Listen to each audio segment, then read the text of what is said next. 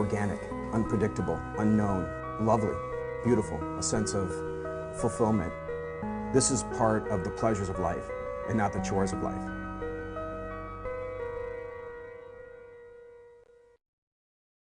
On this edition of Daily Iowan TV, one popular beer company wants students to get home safely. We take a look at their new app for college campuses. And former vice presidential candidate Sarah Palin visited Iowa yesterday. What she had to say in Political Alert. And in sports, we kick things off by bringing back our Monday with Brown Crew. All that and more next. Daily Iowan TV is ready to go.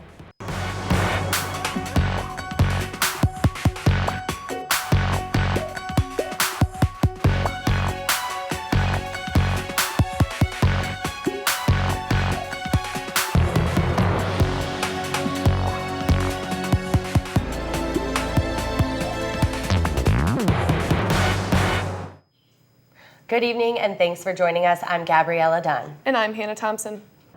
Drunk driving fatalities have decreased 53% since 1982 to record lows. That's according to the U.S. Department of Transportation. But the Anheuser-Busch Corporation issued a new cell phone application in an effort to prevent these types of accidents. Our own Greta Miley went out on the town this weekend to see how well the app works. Getting home safely after a night of drinking in a college town can be a big concern. But a new phone application, Bud Light Taxi, claims to make this easier by giving users priority status in busy periods of time. Okay, I'll be there in about 6 minutes. I'll call you. Okay, bye. Okay, bye.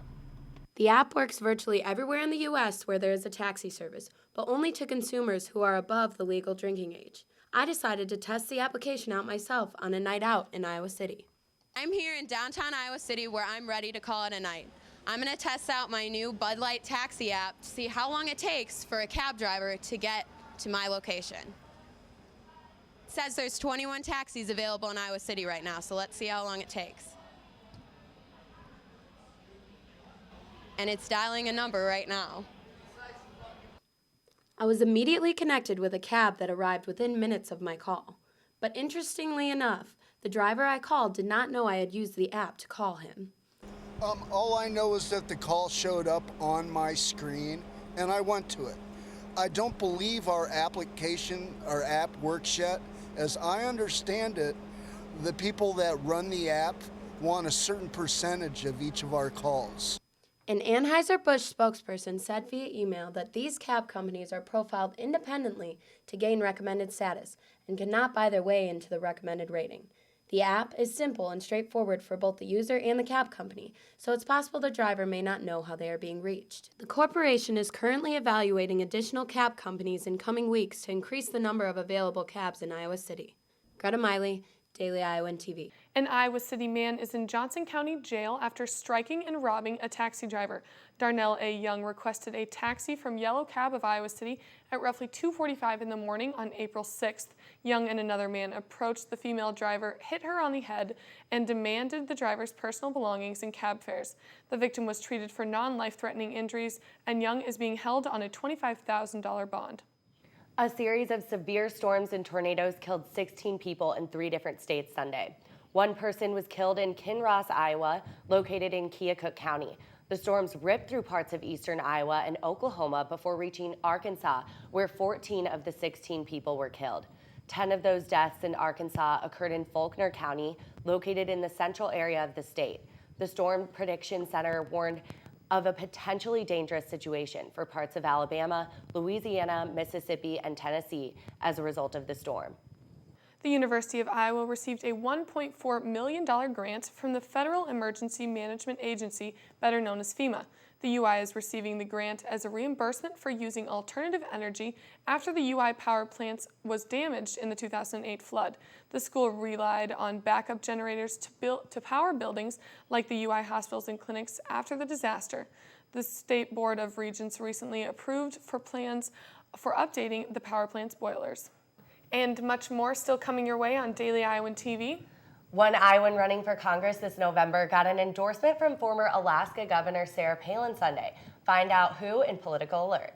And in sports, Gary Dolphin talks spring football.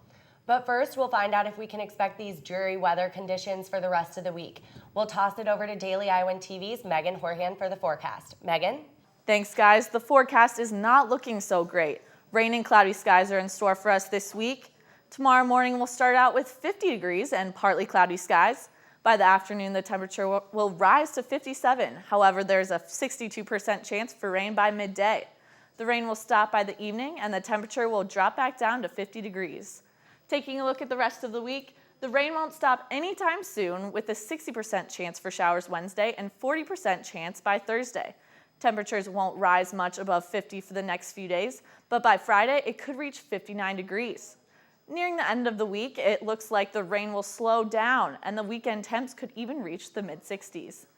That's all I have for this week's weather. I know the forecast is looking like a bit of a downer, but I hope you all have a great rest of the week. Back to you guys at the desk. Thanks for that, Megan. Iowa got the attention of former Alaska Governor Sarah Palin on Sunday. We'll now hand it over to our own Reed Chandler for more in this week's Political Alert. Senator Bruce Braley from Iowa is running for re-election this November, and the Democrat seat isn't safe. 6 Republicans from the state are seeking their party's nomination this June to take him on. Yesterday, one candidate brought in a national figure to convince voters that she is the right choice. Our own Stephen Duran was on the scene. That national figure in red is Sarah Palin. Her and several other conservative women gathered yesterday to help promote Joni Ernst's run for the U.S. Senate. She's not one who's going to be told to sit down and shut up and sit in the back corner and let the good old boys do what they've been doing all these years. Dozens of people gathered to see just why Palin is so excited for Ernst to run. During the rally, Palin touched on hot topics like healthcare, but overall discussed the importance of change. The status quo has got to go because the status quo in Washington, D.C. is just kind of more of the same, more big spenders, more of those, unfortunately, on both sides of the aisle, just kind of going along to get along. We can't afford that. And Ernst believes that American people cannot afford to lose their right to carry. Rest assured that I will continue to fight for our shared Second Amendment right. The conservative atmosphere may have attracted an older crowd, but some supporters noted how important representation is for younger generations.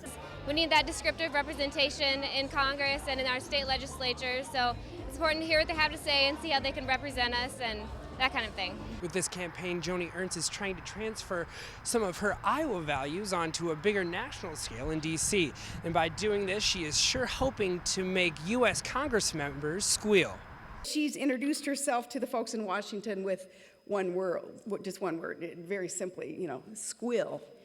And that's what's going to happen because D.C. is a town that, of course, it knows its pork products, but they've never seen anything like Joni Ernst. And with Palin's help, the several endorsed Republican candidates are hopeful for a Republican Senate run in November. Stephen Duran, Daily Iowan TV. The primaries kick off on June 3rd, so it won't be long before we'll know who's taking on Braley in November. Back to you. Thanks, Reed. And now look at what's happening beyond Iowa. An Egyptian judge sentenced 682 people to death today in a series of high-stakes mass trials. Included in this sentence was the Muslim Brotherhood's spiritual leader. Egypt's military-backed government has just launched a massive crackdown against Islamist supporters of leader Mohamed Morsi. The verdict of these trials were appealed by a general prosecutor. Tucked beneath the dirt of New Mexico lies some old copies of the Atari video game E.T. the Extraterrestrial, or so the legend has it. And this weekend, filmmakers hope to dig up the truth on the vanished video game. The game was supposedly trash, and the maker wanted to hide it forever. The Digging Up event is expected to attract video game enthusiasts from around the nation. The NBA will make an announcement about its investigation of Los Angeles Clippers owner Donald Sterling following the owner's racist comments about African Americans leaked over the weekend. The Clippers lost sponsorships CarMax, State Farm, and Kia because of the remarks. President Obama called the comments ignorant and incredibly offensive. Both the Drake Relays and Iowa Spring Football wrapped up this weekend. That's right, and for results on the races in the game, Alyssa Bergamini is standing by in the Daily Iowan TV Sports Studio. Alyssa? Hey guys, and welcome back to the Daily Iowan TV Sports Studio. I'm Alyssa Bergamini. On this Monday evening of the program, we'll tell you how women's track performed at the Drake Relays, and we'll hear later from Gary Dolphin. But first, we're bringing back the Whip Around. Kicking things off for the Whip Around, I'll toss it to our own reporters who are all out on the field. Guys, take it away. Thanks and welcome to a special ladies edition of the Whip Around. The Iowa women's golf team was in French Lick, Indiana this weekend for their Big Ten championships, where they carded a plus 18 in their final round to end up in 9th place. Senior Carly Gruwinkle recorded her tournament best for her final round as a Hawkeye. Her +1 performance earned her 13th place on the leaderboard, making this her third top 20 finish of the season. Now, the women's golf team wasn't the only Hawkeye sport that was in their Big Ten championship this weekend. So was women's tennis. So for a look at that, let's toss it over to Taylor Axelson. Taylor? Thanks, Whitney. The tennis team also struggled this weekend as they were in Evanston for the Big Ten tournament. The ladies were up against 17th ranked and first-seeded Michigan, and Michigan dominated early right off the bat as they secured the doubles in back-to-back wins. Shelby Talcott was the only Hawkeye to have a victory the entire weekend, so they ended up losing in the quarterfinals 4-1. Let's toss it over to Rachel Bedell as she'll tell us all about the softball team. Rachel? Thanks, Taylor. The women's softball team was in Bloomington this weekend to finish the tied series against Indiana. The Hawkeyes had 2 solo home runs from Megan Blank and Erin Erickson. Pitcher Kayla Massey finished the game 3-2 with 4 strikeouts to close the series. This is the third Big Ten Series win for the Hawkeyes of the season, and they will be at Pearl Field this week, taking on Western Illinois on Tuesday. That's it for the special ladies edition of the Whip Around. Back to you in the studio. Thanks for that. Iowa football spring practice coming to an end with the conclusion of the spring game. And concluding our spring coverage, we bring in the voice of the Hawkeyes himself, Gary Dolphin. Gary, the Iowa offense has had their struggles in the past under new offensive coordinator Greg Davis. Can we expect a different story this season? I think that Greg Davis, whether it's the third year or the first year, you still got to have the personnel to employ the offense. And frankly, Iowa's not had all the bullets in the chamber they needed for that passing game. Now I think they're there now. With all the pieces coming together both offensively and defensively, can you make the case for Iowa taking the Western Division? I think you've got, obviously, Nebraska should be good. Wisconsin's always good. But there is no dominant team in that Western Division. Michigan State obviously won the Rose Bowl, but they play a lot like Iowa. They play the game on tough defense, on good special teams play. Michigan State isn't a team that's going to run away and hide from you every Saturday. I just think it's a very balanced, wide-open division, and I think Iowa has as good a shot to win as anybody. Thanks for that, Gary. The Drake Relays wrapping up events Saturday. I'm now joined by our own women's track beat reporter, Katrina Doe, who is out in Des Moines covering the relays. The women's 4x100 were the biggest winners of the relays, winning the event by just 0.01 of a second. But quite the mix-up right before the event happened. Well, Montayla Holder sprained her leg the day before on Friday of the Drake Relays, so everyone was kind of unsure whether or not she was going to be able to compete at the finals on Saturday. And, 15 minutes before the race, they had to make a major decision whether or not to put someone else in for Holder. And they decided to put Alexis Hernandez in, and it was kind of shaky. She had never given the baton to Brown, but, it ended up turning out. Yeah, of course. But yeah, surprising finish. They won by 1/100th of a second. So yeah, it was an exciting meet. And like you said, a surprising finish for the 4x100, who also set a new school record. But how did the other tracksters match up? For the women's team, I think on the track, overall, they did really well. Especially the relay teams. On the field might need a little bit more work, but I think it's important to remember how young of a team this is, so a lot of room for improvement. This is true, and thank you to Katrina. And then it'll do it for us here in the Daily Iowan TV Sports Studio. Tune in tomorrow where we'll continue our coverage of the Drake Relays with a special Tuesday edition of 5 Things. Hannah, Gabriella, back to the desk. Thanks, Alyssa. Only with Daily Iowan TV can you get a sneak peek into tomorrow's pages of the Daily Iowan. For more on her special series on mental illnesses, we'll toss it over to our own Megan Sanchez in the Daily Iowan newsroom for a preview. Thanks, guys. Tomorrow we will tell the story of Phil Steffensmeyer, a 33-year-old lifelong resident of Iowa City who suffers from bipolar I disorder. Bipolar I is a mental illness that causes irregular mood swings of extreme highs and extreme lows. Phil is very passionate about destigmatizing mental illness, and he's got a great story, so you should be sure to check it out. And tomorrow as a part of my series 1 in 5. In the Daily Iowan newsroom, Megan Sanchez, back to you.